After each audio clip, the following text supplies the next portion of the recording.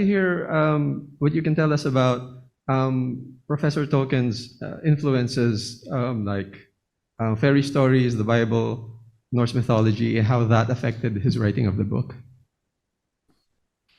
You know, I'm a member of the Deutsche Tolkien Gesellschaft, the German Tolkien Society, and their slogan is ohne Tolkien, keine Fantasie. Without Tolkien, there's no fantasy. Well, that's not really true, of course. There was a fantasy tradition before Tolkien, and there's a continuing fantasy tradition, which is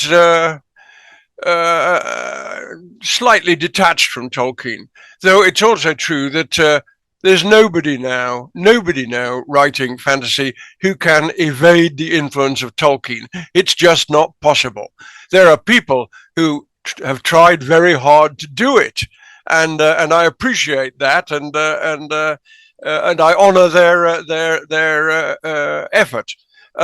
But what I would say is this: Tolkien actually united two traditions. There was the upper class English tradition of fantasy, which was difficult, expensive, learned, and not popular. I could tell you about that, but it doesn't matter very much.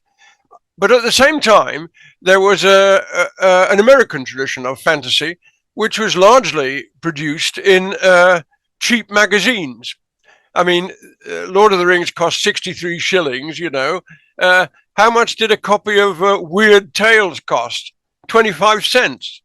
Now, that Weird Tales tradition contained a number of very prominent fantasy authors. And I could tell you about them, but you probably don't know their names.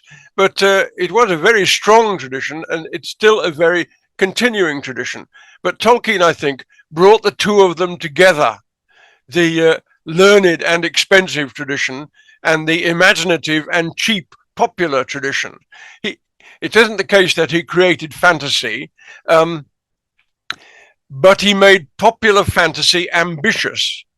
He showed it that it could be a serious and ambitious form, and not just to be published in 25-cent paperbacks. So the history of fantasy in the 20th and 21st centuries is obviously pretty difficult, and it takes in a great deal of a great many authors. But that, I think, is the sort of major development since, well, in the last 60 years, to tell the truth. It's the way that the Tolkien tradition and the Weird Tales tradition have fused together and become supportive of each other.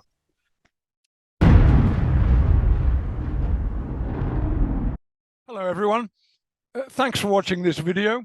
If you enjoyed it, please subscribe to our YouTube channel, and please follow our pages on Twitter and Instagram under the name @Uppsala Books.